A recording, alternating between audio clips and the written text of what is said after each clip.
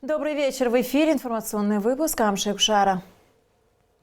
Второй тур выборов на пост президента Абхазии состоится 8 сентября. До самого голосования остается один день. В настоящее время в республике идет активная подготовка. Члены Центральной избирательной комиссии продолжают свою деятельность в рамках отпущенной законом ответственности. Представители окружных и участковых комиссий занимаются распределением списков избирателей. Тему продолжит Амелия Бисмарк. Со дня окончания первого тура выборов до даты второго тура законодательство республики предусматривает временной промежуток в 2 недели. За это время Центральная избирательная комиссия страны должна проделать определенный пласт работы, который позволит организовать условия для процедуры повторного волеизъявления граждан. Стадия подготовки идет в рабочем режиме, в нормальном темпе. Каких-то особых отставаний по подготовке документов, необходимых для второго тура, нет. Хотя, конечно, были определенные сложности, не без этого. Вы знаете, что по окончанию первого тура законодатель предоставляет всего 2 недели. У нас есть основные работы. Мы утверждаем протокол, итоговый протокол, как участковый, так и окружной комиссии. Работа в этом направлении тоже проводится. Мы за это время 3 заседания успели провести. Это немало за короткий срок.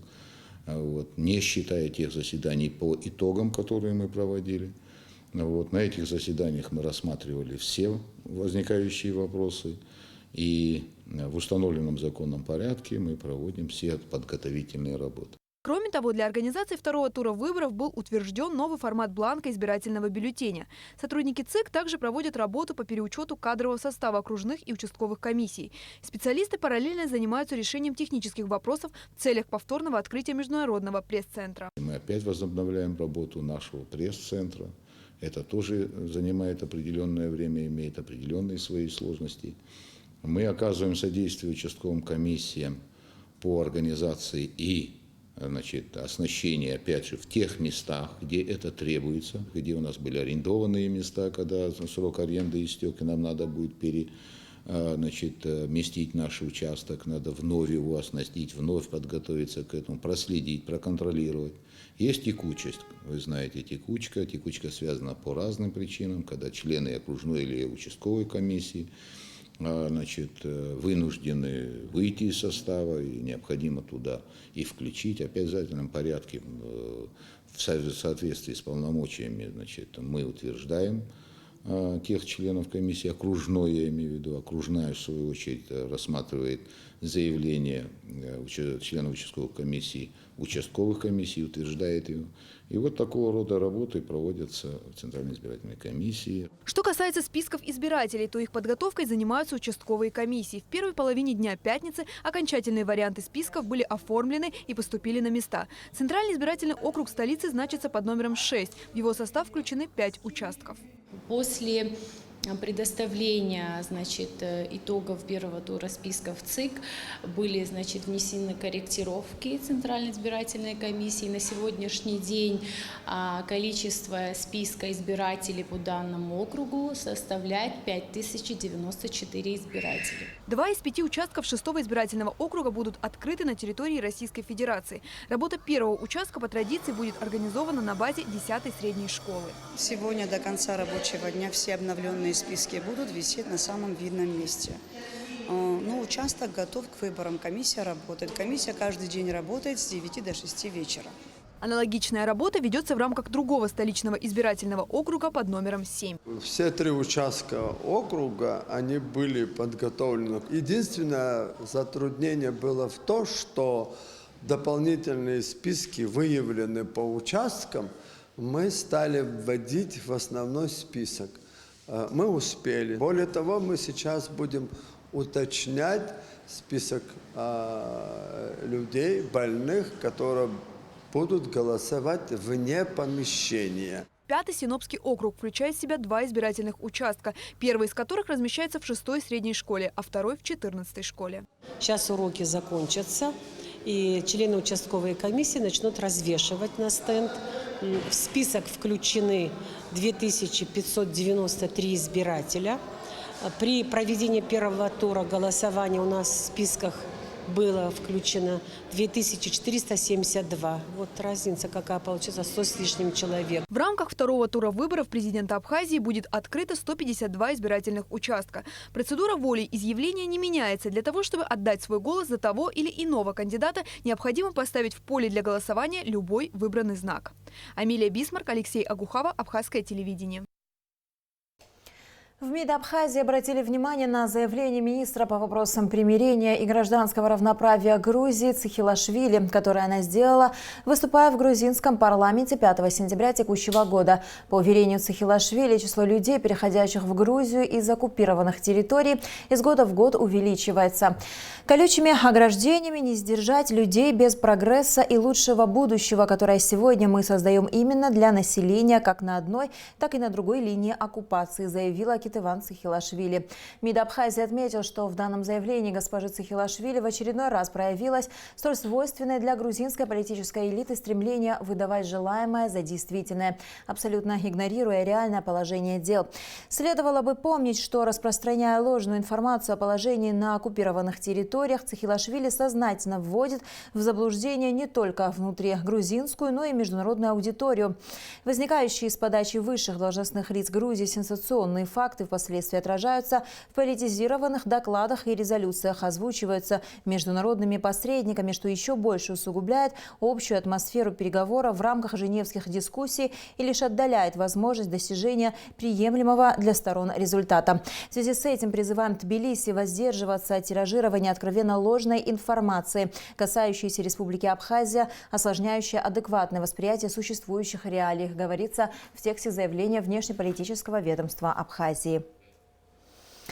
К другим новостям. Абхазский государственный молодежный театр готовится к очередной премьере. На этот раз на сцене Абхазского драмтеатра зрители смогут увидеть моноспектакль под названием «Белая скала» по мотивам одноименного рассказа абхазского писателя Чичико Джонуа. Режиссер спектакля Беслан Лагула. Наша съемочная группа поприсутствовала на одной из репетиций о том, как проходит последнее приготовление к премьере и чем коллектив драмтеатра удивит зрителей в нашем следующем репортаже.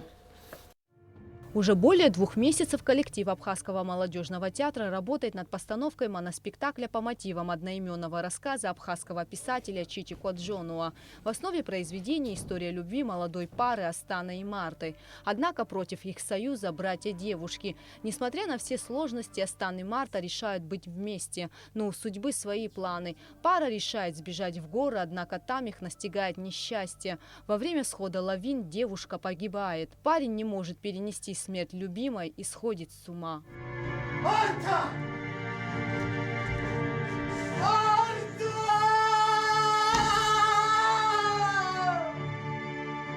Наверное, это знаменитое произведение известно каждому любителю абхазской литературы. Говорить о его сложности можно бесконечно, отмечает исполнитель моноспектакля Ахрак Варчия. Актер вживается сразу в несколько образов, так как моноспектакль предполагает именно одного исполнителя на сцене. Моноспектакль очень сложный.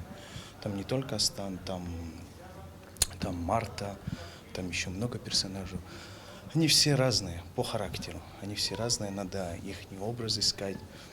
Ну, не знаю, вот за то, что, наверное, режиссер мне доверил, что я смогу это сделать, я, наверное, еще не все нашел, но иду к этому. Это первый моноспектакль в репертуаре Абхазского молодежного театра. Оригинальную музыку специально для спектакля написал молодой композитор Абзак Марухпа. Изначально я не думал, что смогу для всего спектакля написать музыку. Я думал, что, как обычно это делают, это будут какие-то композиции, скачанные из интернета, как обычно делают. Вот. Но то, что вы увидите 16 числа, это все оригинальное и написано специально для этого спектакля. Идея постановки спектакля «Белая скала» возникла у молодого режиссера Беслана Лагулаа давно. И, конечно, как и у любого режиссера, у Беслана свое видение произведения.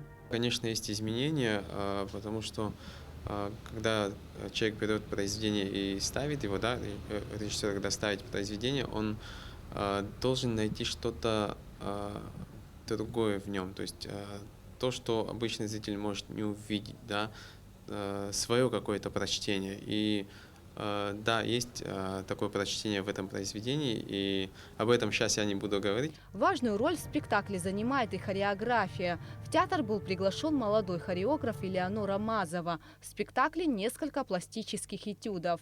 Переживала за то, что как бы я могу чисто хореографически немножко отойти от того, что как бы хочет режиссер.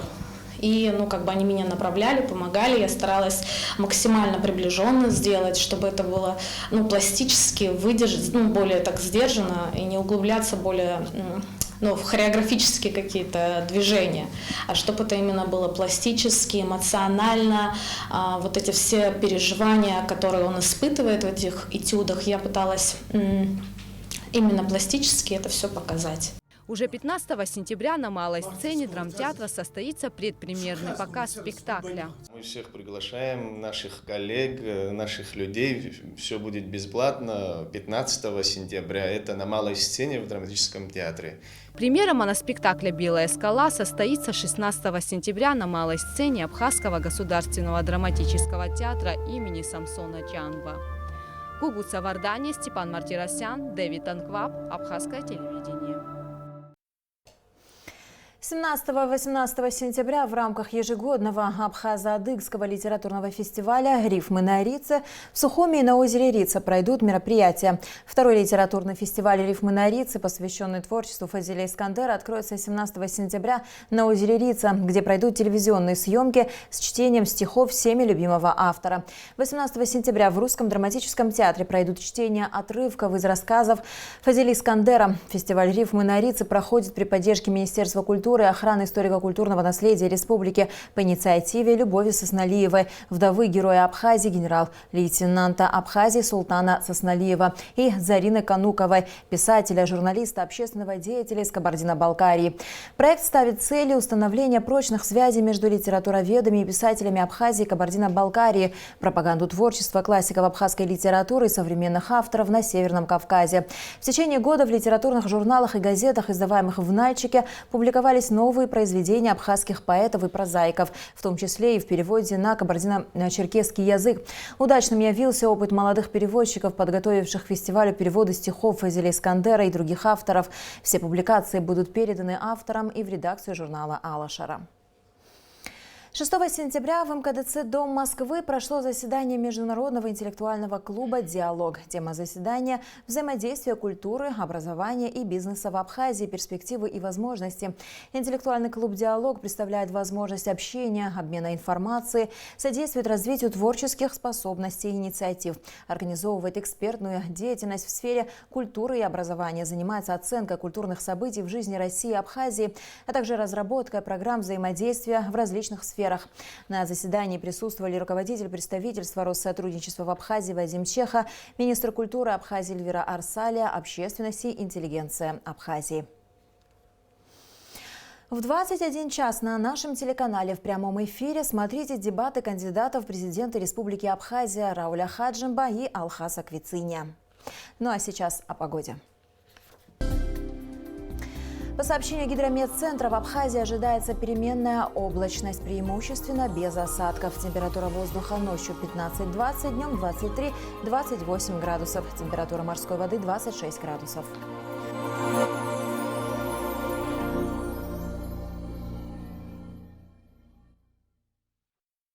На этом наш выпуск завершен. До скорых встреч в эфире.